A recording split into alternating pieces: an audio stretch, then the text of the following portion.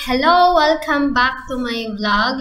Nag-iisip ako kung ano yung next na i-vlog since paubos na yung second quarter, paubos na yung video lessons. Abang tayo ng third quarter modules para may magawa ulit tayo na mga video lessons. So for now, break muna tayo sa mga video lessons. So hello sa mga mag-a-apply for this RQA 2021-2022 or for the school year 2021-2022.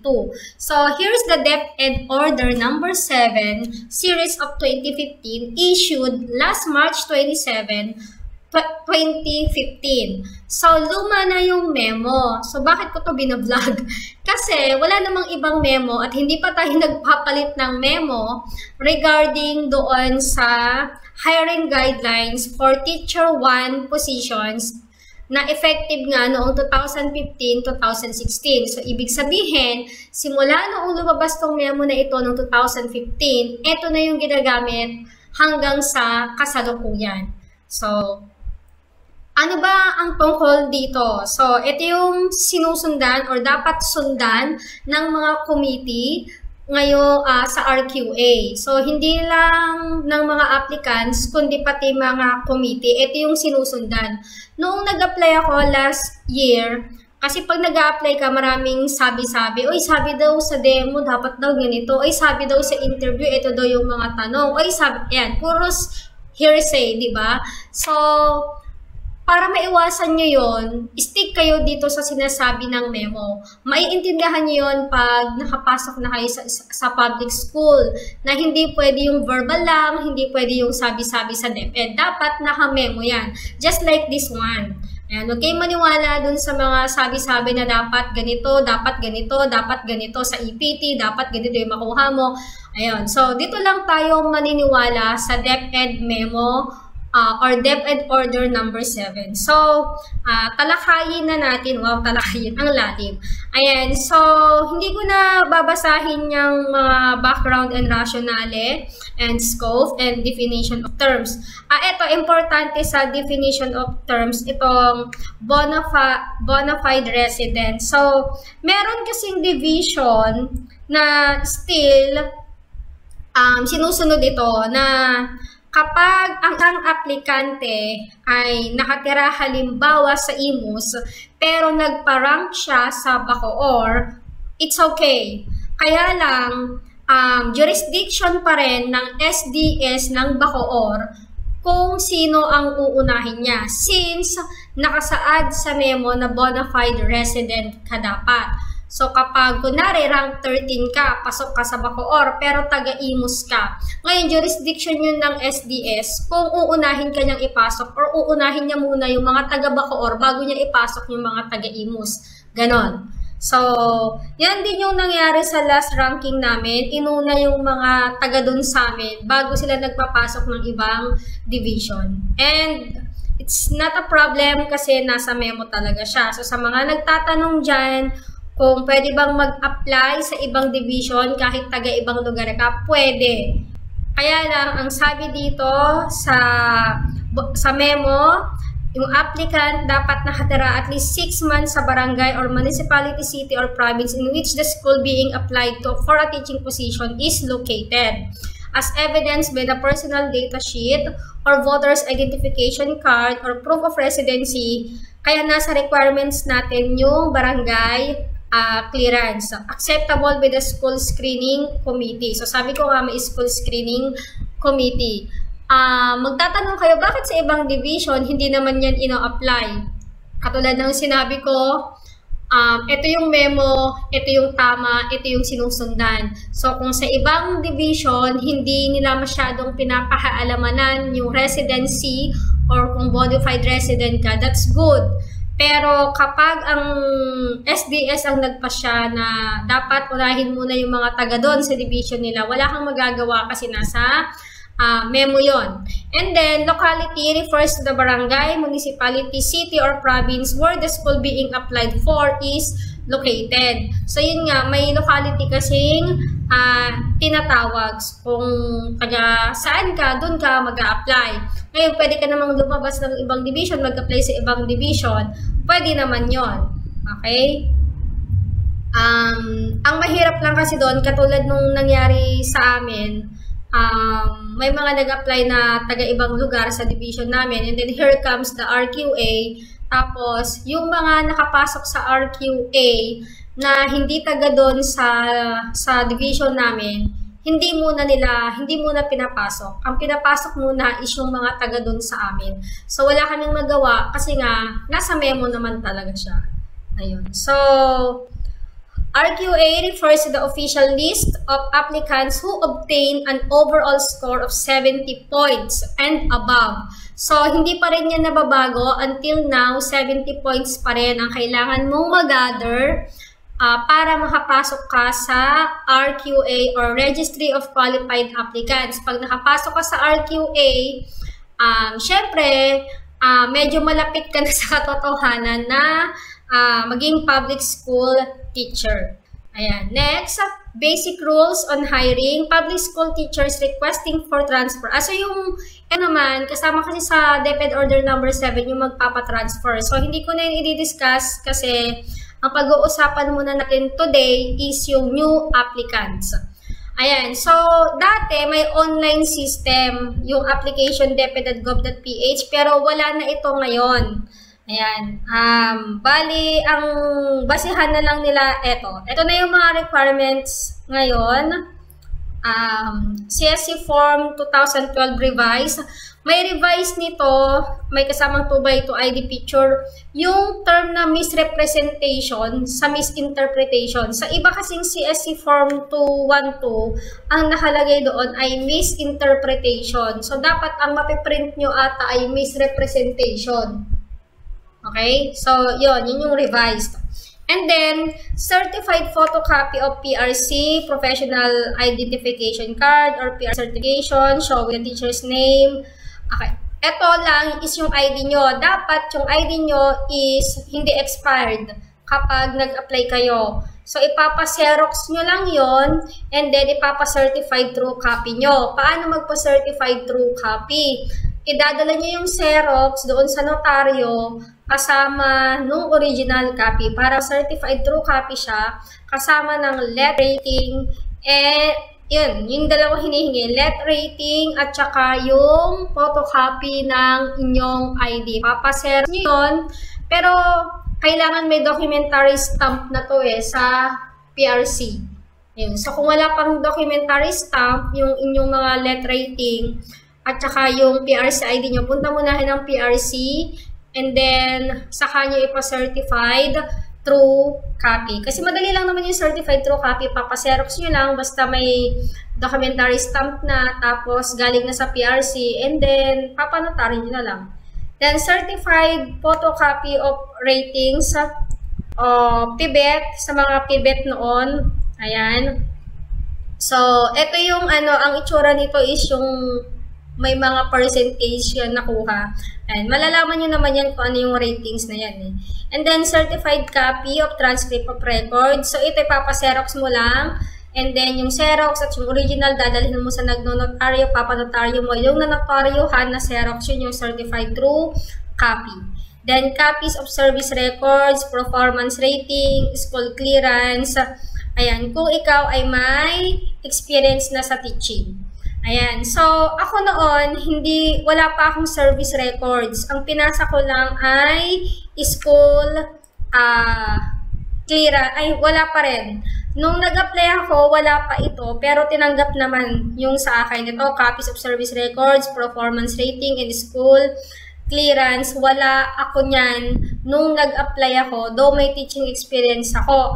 Kasi nga, hindi pa nare-release ng school ko. Pumayag naman sila, basta kakausapin nyo lang. Ang meron lang ako noon is Certificate of Employment or COE. Yun lang yung pinasa ko. Etong tatlong to pinasa ko noong nakapasa na ako, nung nasa RQA na ako. So, yun. kakausapin nyo lang yung school committee na pagpapasahan nyo kung hindi pa ito kayang i-release ng dati yung school. Then, certificates of specialized training, mga seminars, ipa-photocopy nyo lang yon. Ayan. So, lahat nga pala ng ipapasa nyo, ang original lang dito ay itong CSC Form 212. Lahat na yan ay certified true copy, naka-xerox, naka-notaryo. Yun yung tinatawag na certified true copy. And then, ito, certificates of specialized training, hindi na kailangan ipanotaryo. Walang nakalagay na certified photocopy, ang nakalagay lang certificate. So, xerox, okay na yon. Then, certified copy, ayan, may nakalagay na certified. So, pag may nakalagay na certified, kailangan ipanotaryo. Voter's ID, wala akong voter's ID noon. Ang pinasa ko lang ay proof of residency, barangay clearance. And then, syempre, NBI clearance. Yung NBI clearance, hindi na kailangan ipanotaryo. Xerox lang din yon. Ayan. And then, Omnibus, nada-download to. Itong Omnibus, ipapanotaryo. Ayan. So, yan, ipapasa nyo naka-folder dun sa school na gusto nyong pag-applyan. Ngayon, yung mga school committee doon, yung mga master teachers, sila yung titingin ng inyong folder para ma-validate ang veracity, ayan nga, authenticity and veracity of all documents. Kasi, doon sila titingin sa omnibus muna. Kaya may omnibus. And then, titignan nila kung yung mga nasa omnibus nyo ba ay nasa folder nyo. Ayan. So, yan yon.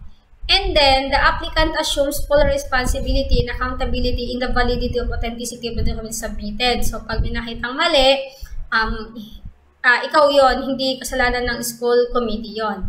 Okay, so next, pagkatapos ng school screening committee, may division selection committee. So pagkatapos ma-evaluate ng mga master teachers dun sa school na pinagpasahan mo, dadalhin nila yun sa division para i-review ulit.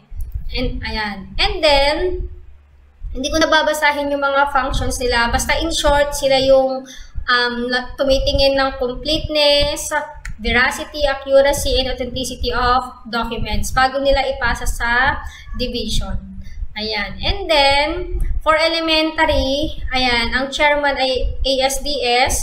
For secondary, ASDS din ang kanilang chairman sa pagbabalidate. Ayan. So, ganun katindi yung pinagdadaanan ng mga papers natin. So, ito na ang pinakahihintay na evaluation and selection procedure and criteria. Education, 20 points. Teaching experience, 15. So, ayan, hindi ko nababasahin isa-isa. Tignan nyo na lang. Pinakamataas ay, syempre, ang ating education or yung jiwa. Wala silang jiwa dito kanina, napansin ko lang. Pero, guys, may jiwa. Ayan, walang jiwa dito sa requirements kanina, balikan natin. Pero, kailangan po yun, yung jiwa. Kailangan sa requirements kasi doon kukunin yung education na 20 points. Asan na yun? Ayan. Ang nakalagay lang kasi dito ay transcript of records. Kasi may mga transcript of records na may jiwa computed na. Pero kung walang jiwa computed yung transcript of records nyo, kailangan nyo yun. May template nito guys, yung jiwa. Na kayo na lang yung mag-e-encode ng transcript of records nyo. Pero kung ayaw nyong gawin yun, na kayo yung mag-e-encode ng transcript of records nyo para makuha yung jiwa, punta lang kayo sa dati yung school, mag-request kayo ng transcript of records na may jiwa or general weighted average. Kasi bakit kailangan may jiwa? Kasi yung jiwa mo ang titignan dito sa 20 points na education. Ayan o. Ayan. So, kung ang jiwa mo kasi, for example, 20 points ang education. So, kung 1.0 ang jiwa mo, may 18 points ka na. Laking bagay, di ba? So, eto, kung 1.9 ka lang, 12.60 ka lang. Ayan. So, ito yung katumbas. Kaya, importante na na-compute na yung jiwa. Kasi, ang equivalent nito ay 20 points. Kung titignan nyo, walang perfect. 18 yung highest score nila. Ayan. So, eto naman, kapag hindi, pag ganito, kasi may mga school, lalo yung mga PBET ata, nun, ganito yung rating nila. So, eto naman yung katumbas na points. Ngayon, ang tanong, ayan, applicants with non-education degrees shall be rated using their GWAS in their baccalaureate degrees and their 18 professional units in education. Ito yung mga hindi naman talaga education ang course, kumuha ng 18 units. So, ang i-compute nila ay yung pagkatapos nilang kumuha ng 18 units. Okay? And then, applicants with a master's degree shall be given plus 1 point. Ayan. While applicants with master's degree and with a doctorate shall be given plus 2 points. So, kung 1.5 ka, ang laking bagay, plus 1 ka pa. Diba? Plus 1 point. So, ang laki na ng puntos mo sa education pa lang. Kung may master's degree ka. Diba? Ayan. So, next, ayan, additional requirements, ito naman for kindergarten applicants. Kailangan early childhood education ka, science and preschool education. Kasi kapag elementary, BEd. Pag high school, BSed. Sa kindergarten, ayan, kailangan may early childhood ka and meron ka nitong mga ito. Ayan. So, sa SPED naman, syempre, kailangan major in special education with 18 units in ECE ka. Okay? Or, kung mag-kinder ka, okay, pwedeng ito. SPED ka with 18 units in ECE. Pwede yan. Or secondary education with additional diploma in ECE including practice teaching in kindergarten education. Kung gusto mong mag-kindergarten. Kindergarten teacher applicants must not be more than 45. Kasi syempre, pag 45 years old din above ka na, paano ka pahahabol ng kinder, di ba? So, eto naman yung additional requirements sa SPED. Hindi ko nababasahin isa-isa. Mag-comment na lang kayo kung may kailangan kayo, ipapasok ko ito sa inyo. And, ayan. Then, ayan, additional ulit na requirements. Ayan, hindi ko nababasahin yung mga additional requirements sa SPED at saka sa kindergarten kasi hindi pa alam kung may nakikinig na kindergarten at SPED dito. Kung meron man, comment na lang kayo. Bibigay ko tong memo sa inyo. Ayan. And then, teaching experience, 15 points. So, tandaan nyo yung education kanina, 20 points. Itong teaching experience ay 15 points. So, teaching experience in early childhood or kindergarten or preschool, elementary, secondary, tertiary, higher education, SPED, ALS, TEC, TVET, or IP, indigenous peoples, even prior to passing the LET, shall be given 1.50 points for every school year but not exceed 12 points. So, kung ikaw, nag-volunteer ka na dati, naging teacher ka na dati ng hindi pa nakakapasa sa LET, so, basta may certification kang ipapasa, ayan, meron kang 1.50 points for every school year. So, ang laki na nun. Ngayon, kung wala kang experience prior to your LET, nag-LET ka muna, tapos kumuha ka ng experience, ito naman yung sayo. For every month of service, 0.15. So, sa 8 months, 1.20. Eh, alam naman natin lahat na ang 10 months ang isang school year. So, isang school year, meron kang 1.50 points. So, kung may 3 years ka, meron ka ng 4.50 out of 15 points. Ayun. Pero, medyo mababa pa, no? Diba? So, kung may 4 years ka, may 6 points ka out of 15 points. So, napakalaking bagay ng teaching experience. Kasi ako, 9 years ako sa private nung nag-apply. So, parang sa teaching experience pa lang, bawing-bawi na ako. Ayan. So, 12 points kasi, 13.50 points ako dun, guys. 13 points ako dun, over 15. Kasi 9 years ako. So, ganun. Next, the full 0.15 point per month of teaching experience shall be given to the applicants who have come from schools and institutions that are government accredited or organized. Certificates of employment shall be used to determine validity of teaching experience. So, yon, sabi ko nga, 9 years ako. So, dalawang school yung pinagturuan ko ng 9 years. Pareho akong may certificate of employment sa dalawang school na yon. Kasi pag wala, hindi nila i-compute yun. So, meron kang 0.15 point per month daw kapag government accredited or organized yung teaching experience mo. Pero pag private school, eto ka. Pag private school.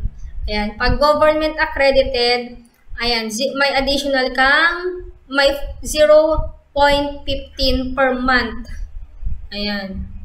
So, yun yung pagkakaiba ng yung teaching experience mo kung sa government or sa private ka.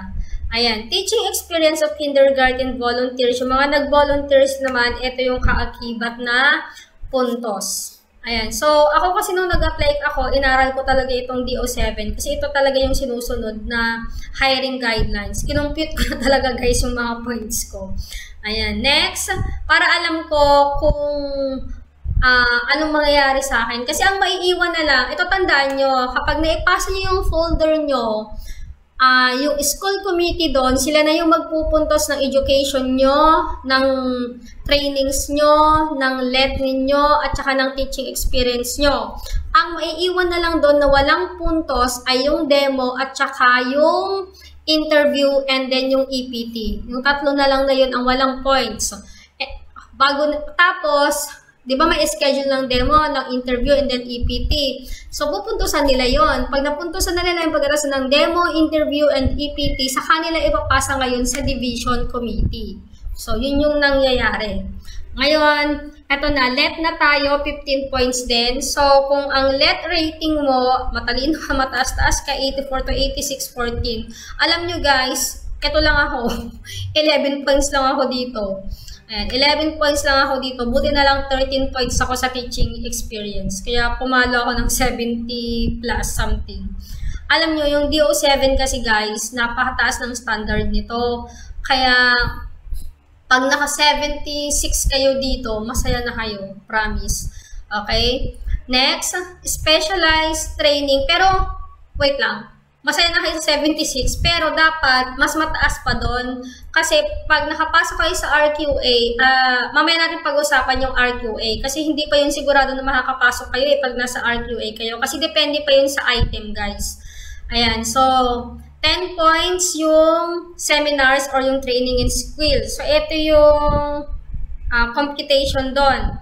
Presentation of a certificate of at least 10 days training, 5 points. So, kung may 10 kang certificate na tagwa 1 day, 5 points lang yun, guys, sa DO7. Okay? Tapos, demonstration of the skill, another 5 points. So, kung meron kang na-conduct na seminar, ikaw yung nag-speaker, ganon, another 5 points.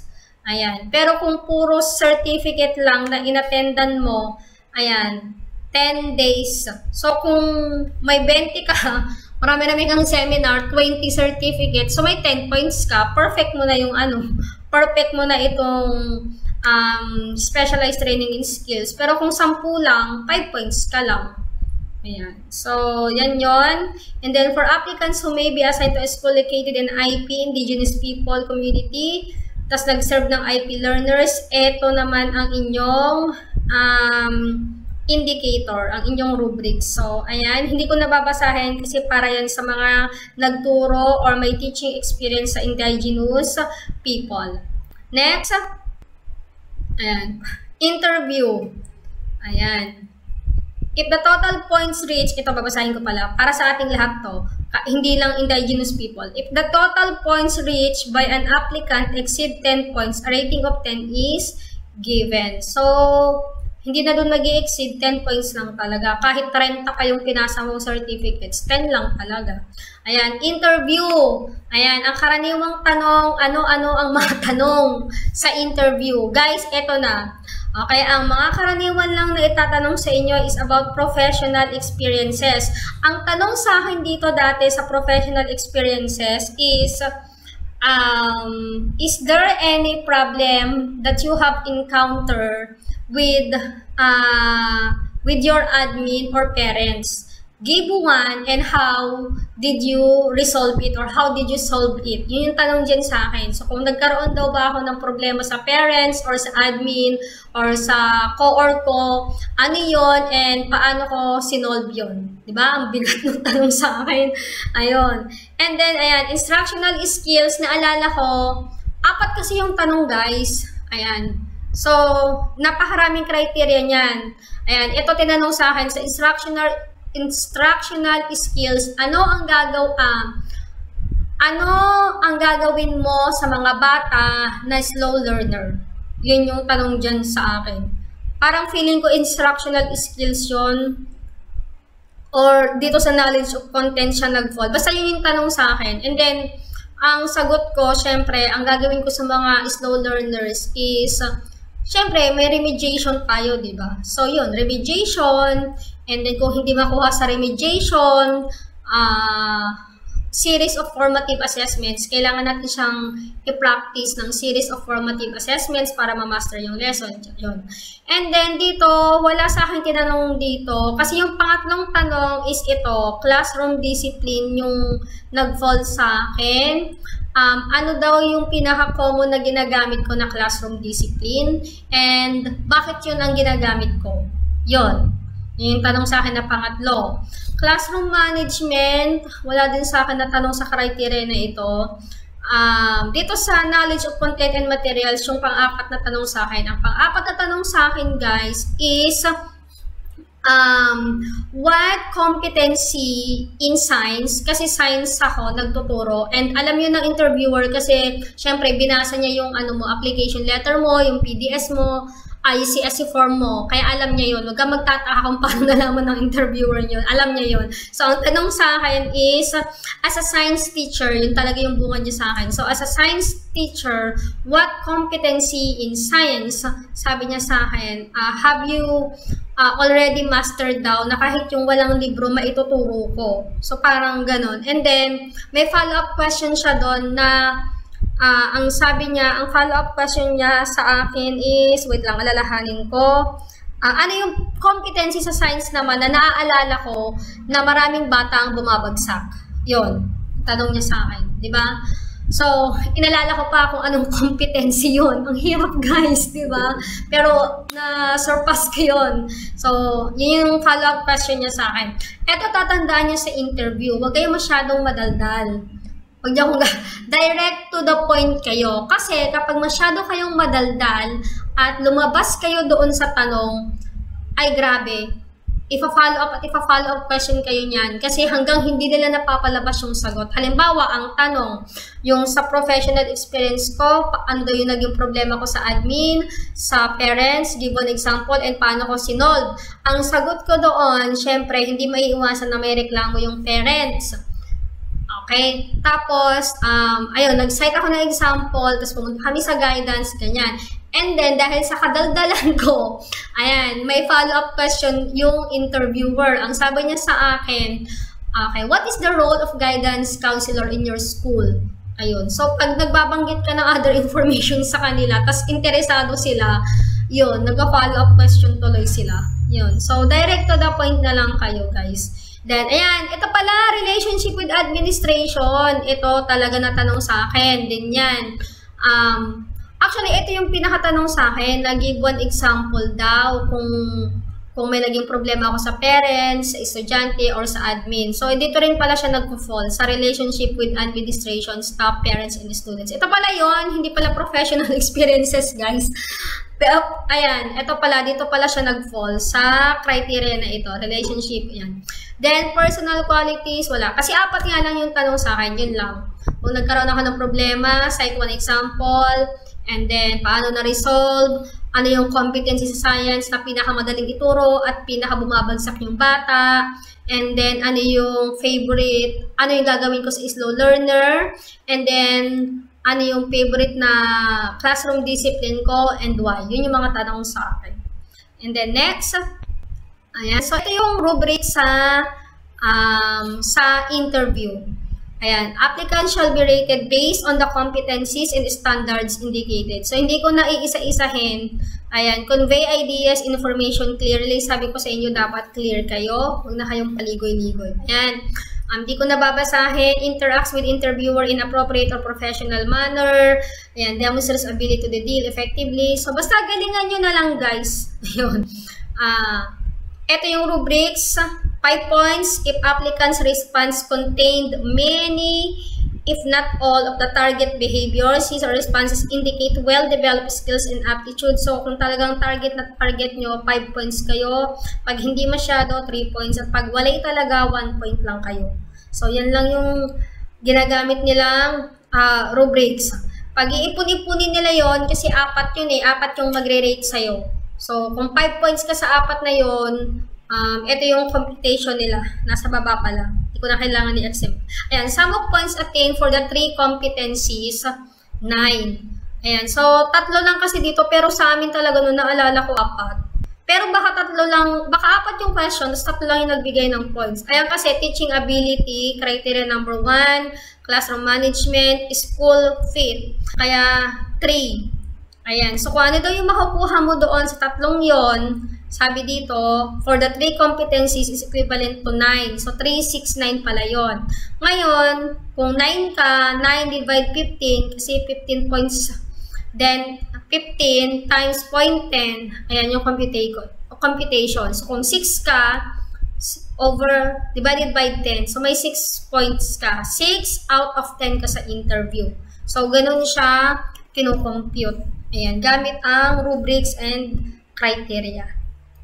And then, yan, demonstration teaching 15 points. So, sabi nila noon, guys, dapat daw, meron kang projector, meron kang ganyan.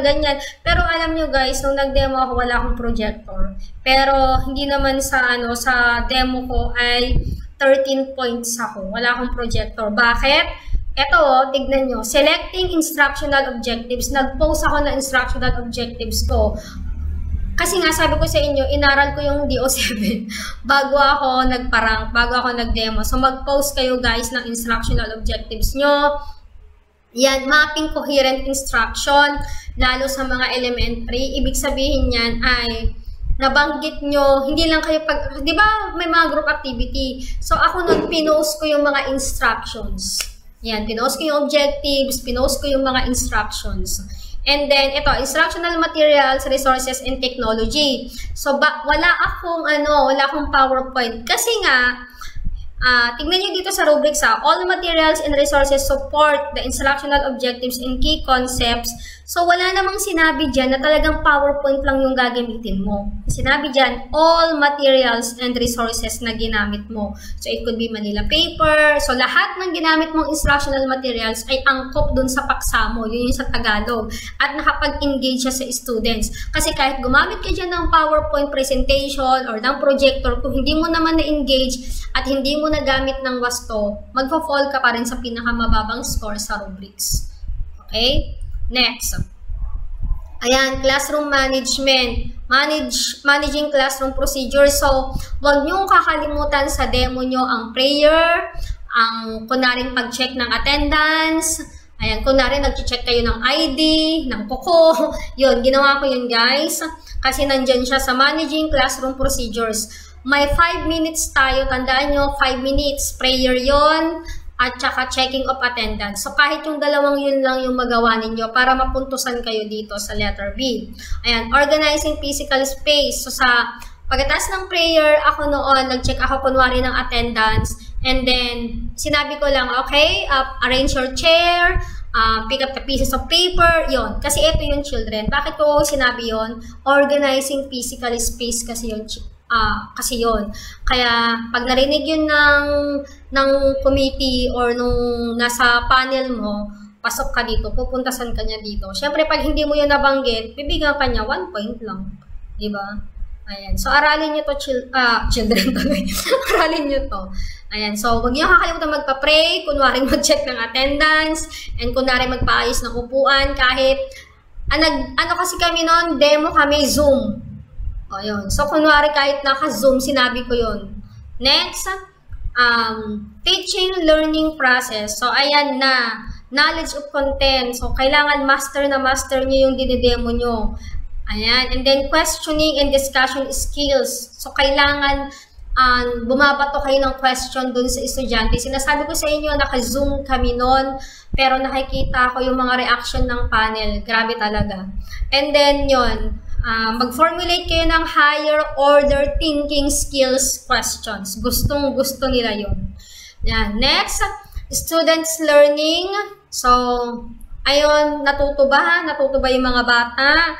Na-engage ba sila sa content mo? So, yun. Students' response to activities. Hindi ko alam kung paano nila to grenadean kasi nga naka-zoom kami noon. At saka yung, kasi students' response, ang nag-act kasi ng students' response noon sa Zoom ay sila din, yung panel. And then, learning activities. Ayan, so, dapat may variety ka ng learning activities. Kung sa una, nagpa-picture analysis ka na, okay, kunwari magpa-group, at least may 3 variety ka. Picture analysis, pwede yun, or words strip. Diba yung mga pinupost na word strip lang sa elementary? Sentence strip, mga ganon. And then, isang guessing game or group activity kahit naka-Zoom, ginawa ko yun. Okay? Kasi, sasabihin naman sa'yo ng panel, okay, proceed to the next. Kasi alam nila, basta nasabi mo lang na group activity, sinabihan nila ako, group activity, okay, so, let me interrupt you, sabi nung isa doon. Pagkatapos ng group activity, ano nang gagawin mo? Yun yung sabi sa akin nun. So, dapat aware ka, nakikinig ka, kasi minsan sumisingit-singit lang yung mga yan. And then, yan, use of language. Kailangan hindi naman English na English. Basta wag ka lang nawawala, wag kang Pero alam ko may mga mannerism na ganon. That's okay. Basta i-carry mo lang with confidence. Ayan. And then, conveyance of information and ideas. Ayan. Ito, dahil panel yung nagpanggap sa akin na pupils noon. Ito, conveyance of information. Kunwari may nagtanong ng mahirap. Para lang ma-prove yung conveys of information and ideas with clarity ko. Yun. Ano ba yung tinanong nila nun? Ayun. Teacher, is balloon a solid, a liquid, or a gas? My mom says, mga ganun, umaarte. Yun. So, kaya pala may nagtanong sa akin ng ganun sa panel is para lang ma-prove ito yung sa rubrics. Yan. Kung alam ko yung isasagot ko. Ayan. Next, assessment of learning outcomes. So, dapat may formative assessment kayo. Huwag niyong kakalimutan. Ayun. At dapat congruent yun. Kasi makikita yung sa learning plan ninyo eh. Minsan, kinakat na nila after discussion. Bakit? Kasi itong congruence with instructional objectives na formative at saka assessing student learning, nakikita na yan sa lesson plan ninyo. Kaya pwede na nila kayong ikat after discussion. Titignan na lang naman nila sa lesson plan nyo kung yung formative assessment na nilagay ninyo o pangwakas na activity ay align siya dun sa objectives mo, dun sa lesson plan, at dun sa objectives na pinost mo sa blackboard nung nagde-demo ka, and yung pag-assess ng student learning, paano ka nag-assess? Align ba talaga? Baka solid, liquid, gas naman, tapos ang pinagawa mong assessment ay pagkalayo-layo sa solid, liquid, gas. Siguro naman walang ganun, di ba? Ayun. Next, reinforcement of learning. So, providing opportunities to strengthen the K-pop knowledge. Hindi ko alam kung ano to, pero ang ginawa ko na lang nung na-reinforcement, assignment. Isali nyo sa lesson plan yung assignment. So, ayan. Sum of points attained for the 15 components. Imagine, 15 criteria yung sinusundan nila sa demo equals 45 points. So, kung 45 points ka over 60, kasi ang perfect score ay 60, sa lahat ng rubrics na binanggit ko, 60 points pala yan, guys. Kasi tag 4-4 sila, 4-4-4. Ayan, so 60 pala yan. So, kung naka 45 ka over 60 times 0.15, kasi 15 points, and then times 100. So, meron ka lang 11.25. Ako noon, 12 point something ako noon. So, yun. Basta gawin nyo lang lahat ng nandito sa rubrics. Applicants for K-3 who will perform them is using the mother tongue of the locality. So, wala naman tayo nun, di ba? Tagalog naman kasi tayo eh. Kaya Tagalog tayo. Ito yung sa mga mother tongue, mga Ilocano, Bisaya, mga ganun. Ayan. So, pwede pala yung gamitin yun. Mag-mother tongue kayo. Kasi sabi dito, plus 5 points on top of the score they have obtained. Oh, pwede. Okay. Next. Ito na ang English communication skills or ang madugo na EPT. Ayan. So, dahil nga lockdown, pandemic, ang tagal nag-EPT na pinag-applyan ko noon. Buti na lang 2 division yung pinag-applyan ko. Nauna yung isa. Nauna ako doon i-rank. So, nakapasok na ako doon. Nag-EPT pa lang yung isang division na in-applyan ko. Ayan, sa EPT, reading comprehension. More on reading comprehension. Mag-install kayo ng apps sa Google App Store. Yun yung naging reviewer ko. Yun. Meron doon kasing, sa EPT, meron dong 3 sets yata yun. Basta, more on reading comprehension yung natandaan ko dito sa EPT. Tapos yung may 4 na sentences, tapos pipiliin mo kung alin din yung tama. Yun, natandaan ko yun. Tapos, may story, tapos may 3 question. Ang pinaka-question, what is the main idea? Mga ganon. Marami yun, 50 items yun, yung reading comprehension. Yung pagbabasa ng story, tapos may question. So, yun lang ang ma-share ko dito sa DO7. So, kayang-kaya nyo yan. So, ito na. Pag na-post na yung RQA, lahat ng naka 70 points, hindi pa yun sure. Bakit? Kasi depende sa item. Kung ang RQA ng elementary ay 45, tas yung item lang ay 30, so yung rank 31 to 45, hindi muna makakapasok, guys. Ayun. Pero nandun lang sila. Maghihintay lang sila na magkaroon ulit ng item. Usually naman by August, by September, ayan, nagkaroon naman ng item, guys. Ang importante, nakapasok kayo sa RQA. Yun. Okay? Next tayo, yung ang nangyayari sa'yo kung hindi ka nakaabot ng 70 points. Kunyari, 45 points, 45 yung nasa RQA. Tapos, 23 lang yung may item. So, si rank 24 to 45 na iwan. Kaya lang, si rank 24 to 35 ay naubos by November. Kasi ipapasok yung hanggang rank 23, di ba, ng June. So, si rank 24 hanggang 45, naiwan sila. Kaya lang, sinasabi ko sa inyo, may ipapasok yan pa isa-isa by month hanggang maubos si rank 23 hanggang 45. Yun yung nangyari sa division namin at sa ibang division. So, by November, guys, nag-recalibrate yung division. Anong ibig sabihin ng recalibrate? Naubos na yung 45 sa RQA na naipasok, tas may item pa pagdating ng November. Okay, so, dahil tapos na yung RQA, sino ngayon yung ipapasok doon sa mga item na yon? Okay, so ang ipapasok doon is yung mga hindi nakapasok sa RQA, yung hindi naka 70 points. Pero, hindi na DO7 yung gagamitin na computation. Eto na. Okay, DO22 na, guys, yung gagamitin na for recalibration. So, dalawa kasi yung ginagamit. DO7, ngayon, pag naubos na i-deploy yung DO7 at meron pa ding mga items, si DO22 yung gagamitin. Kare-recommute ngayon yung inyong mga grades. Ayan. So, titignan natin, si DO22 patataasin ngayon yung grades nyo kasi hindi nga kayo nakaabot ng 70 points sa DO7. So, DO22 na yung magiging pointing system. So, pareho pa rin ang education ay 20. Pareho lang sila. So, ano lang yung pagkakaiba? Ayan, kung makikita nyo, ayan, wait lang. Paano ko ba ito i-move?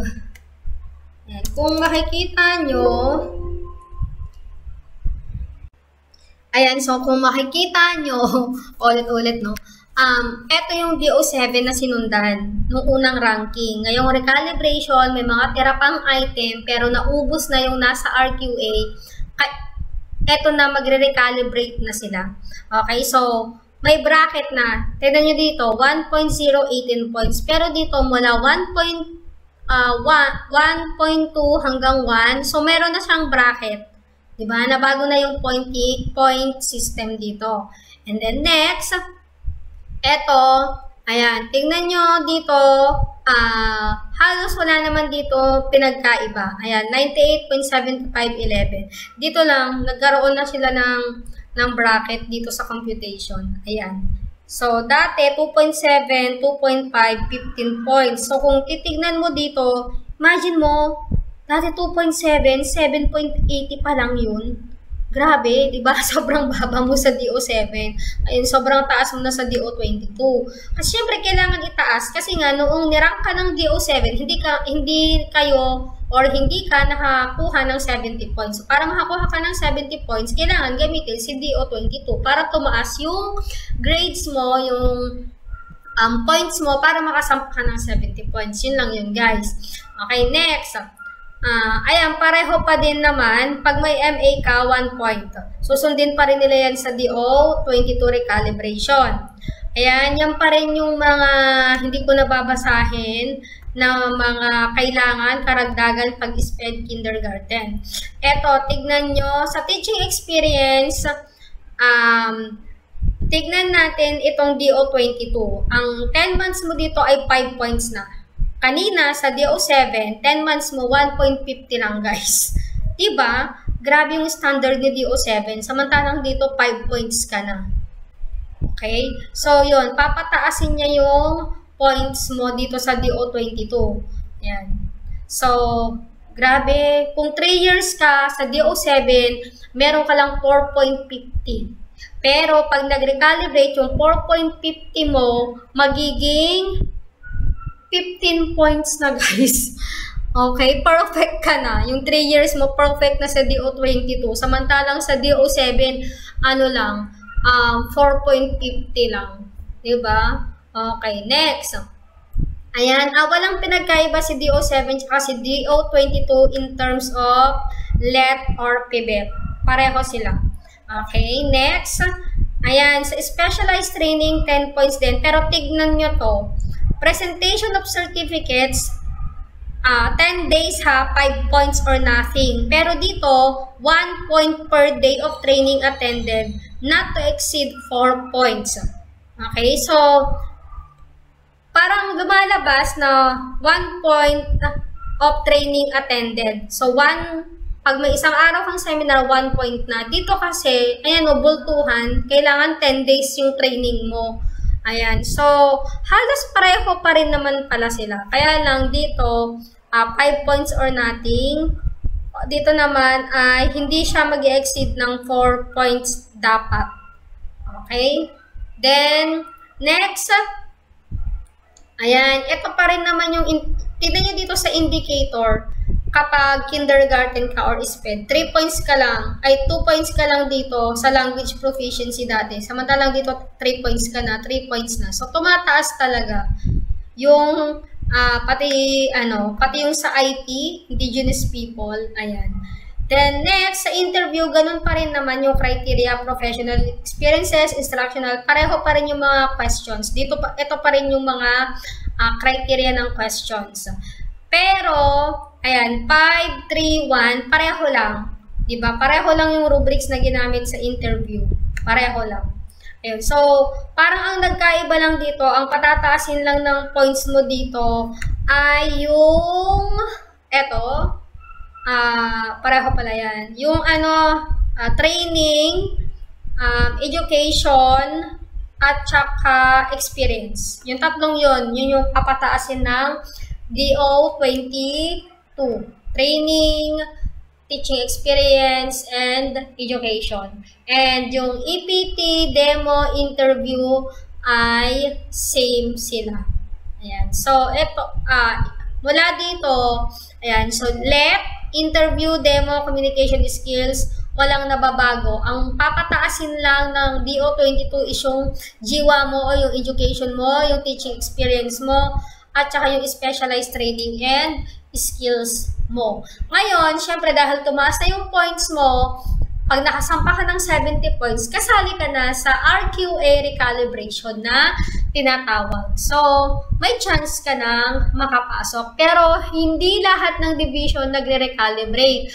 Kasi kapag wala talagang item, hindi na kailangan mag-recalibrate. Ayun. So, kailangan sa DO7 pa lang guys, panalo ka na. Okay, so yun yung importante. Tsaka taasan mo yung demo mo kung medyo alanganin ka sa education. Kasi ako education ko 11 points lang. Kasi ano lang ako 77 lang yung yung LET ko. So ang baba ko dun 11 out of 15. Pero bumawi ako sa teaching experience kasi 9 years na nga ako. Ayun. So, may 9 points na ako doon. And then, yung sa demo, 13 points. So, ayun. Sa interview, 10 points ako, guys. Kasi, basta direct to the point. Ay, sorry. That's my YouTube channel na pala. Ayan. So, subscribe. Ayan. So, yun lang. I hope nakatulong to sa mga magpaparang. Aralin nyo yung DO7. It would be a very big help. Lalo na yung mga rubrics sa interview at saka sa demo. Thank you so much.